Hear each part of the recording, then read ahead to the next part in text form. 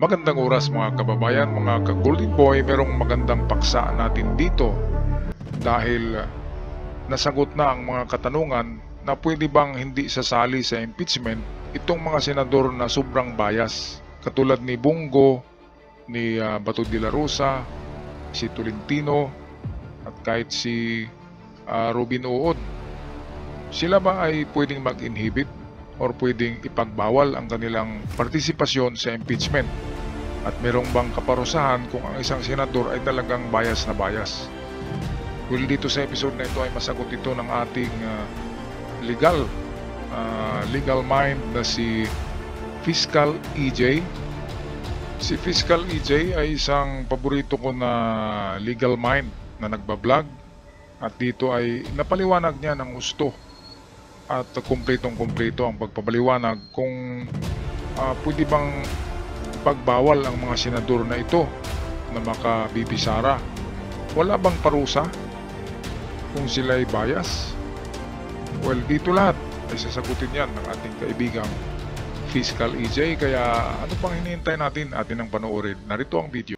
Sa impeachment trial ni Vice President Sara Duterte, isang issue ang unti-unting umiinit.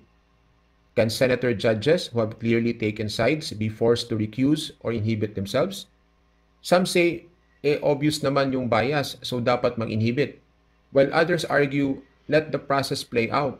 Wala namang clear rule. So ano ba talaga ang sagot? Dapat ba silang mag-inhibit sa impeachment trial? At kung may bias na, can we do something about it? Let's take a deep dive. Under the Senate rules on impeachment trials, senator judges are required to maintain political neutrality. The rules state, senators shall observe political neutrality during the course of the impeachment trial. Ibig sabihin, dapat patas. Walang pabor-pabor, walang pinapanigan. But here's the twist. The rules don't actually say what happens if a senator judge shows bias. Walang nakasaad na grounds for disqualification. Walang rule on forced inhibition. At higit sa lahat, walang proseso para tanggalin ang isang senator judge dahil lang sa kanyang mga pahayag. In short, neutrality is required, but inhibition is not enforceable. Question Fiscal. What if a senator publicly defends BP Sara or declares na basura lang ang complaint? Gaya ni Senator Ronald Bato de la Rosa na openly nag-endorse na i-dismiss agad ang reklamo. Obvious ba ang bias? Yes. Pero under the Senate rules, wala pa ring batayan para pilitin silang mag-inhibit. Even Senate President Cheese Escudero was very clear. Sabi niya, recusal is voluntary. Senator judges cannot be compelled to inhibit. Take note, that's not just his opinion. It reflects the current framework of the Senate impeachment process. So kahit may conflict of interest, political bias o prejudgment, ang tanging makakapag-inhibit sa senator judge ay ang sarili niyang konsensya. Sa regular na korte, malinaw ang rules. Under Rule 137 of the Rules of Court, a judge must recuse if, number 1, may financial interest, number 2, kapag kamag-anak ang party, o number 3, kapag may personal bias o prejudice. But remember, the impeachment court is not a regular court. Impeachment is a political proceeding. Senator judges are not just judges. They are also elected politicians. Kaya wala rin silang judicial code of conduct like regular judges. Walang Supreme Court rule na magbabawal sa kanila kahit pa maliwanag ang kanilang respective biases. In other words, impeachment lives in a gray zone between law and politics. Kaya ang recusal or inhibition, while it is a moral obligation, hindi po ito legal requirement. Even Christian Munsod, one of the framers of the 1987 Constitution, has called out the need for voluntary inhibition by senators who have shown bias. May sense, di ba? Because no amount of legal technicalities can replace public trust in the fairness of the trial. But let's be clear, pwede silang pakiusapan. Pwedeng mag-file ng motion to inhibit ang prosecution. Pero hindi sila pwedeng pilitin. Walang mechanism para iboto na tanggalin sila bilang judge. At kung iniisip mong pwede silang ireklamo sa Ethics Committee, yes, it's technically possible. Pero that is a separate process. at hindi yun makakaapekto agad sa participation nila sa impeachment trial. In the end, the real question isn't just legal, it's moral and political. So eto kababayan, napakagandang pagpaliwanag ni Fiscal EJ. Kudos kay Fiscal EJ. Maraming salamat sa video sir at marami ang nalinawan ngayon. Ito ang butas sa ating saligang batas sa konstitusyon natin. Dahil sa walang ang parusa, wala man lang kahit penalty na piso na ibibigay sa senador na bias. Kasi ang mga senador dapat sa pag-convene nila sa korte ay mga judge na sila dyan eh. Kapag ikaw ay judge, dapat nakapiring ka, nakapiring. Ibig sabihin yung hindi mo nakikita ang sitwasyon. Kaya yung simbolo ng hustisya, nakapiring eh. Dahil dapat partial ka lamang. Hindi ka kumikiling, hindi ka nagsaside, nagbabayas.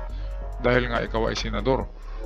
Ngayon dahil sa nangyari na nga ito, na ang lakas-lakas ng loob ni Bato de la Rosa na sasabi ng motion na ibasura ang na i-dismiss ang impeachment dahil nga walang parusa, wala man lang kahit penalty, wala man lang kahit di ba, kahit piso na multa, wala. Kaya ang mga senador malakas ang loob na magpakita ng kanilang side na bias. Kaya ito ang bakit hindi kayang i-revise muli ang 1987 Constitution. Noong after sa EDSA Revolution, ang Malolos Constitution ay ni-revise kaagad eh. Isang taon lang pagkatapos ng EDSA Revolution ay na-revise na ang ating Constitution. Walang umangal noon eh. Bakit kaya ganun? Walang umangal. Di ba ngayon kung i-revise ang Constitution natin, ang dami-daming umaangal. Kaya nga dapat talaga i-revise na yan. Marami ang nagsabi na marami ng butas ang ating konstitusyon. Nakikita na ng mga wicked-minded senators. Nakikita na nila kung saan nila titirahin ang konstitusyon na hindi sila hindi sila matatamaan ng scrutiny, di ba?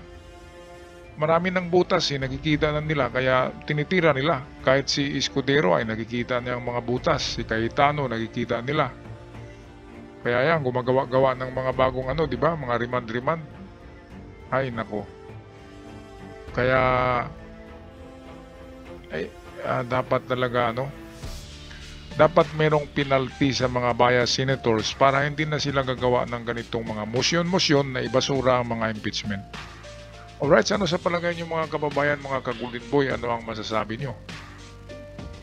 Talo tayo dito eh. Pero, in the end, and above of them all, sa ibabaw ng lahat ay ang mamamayan pa rin. Tayo pa rin, ang sovereign people of the Philippines, ang busing ng lahat.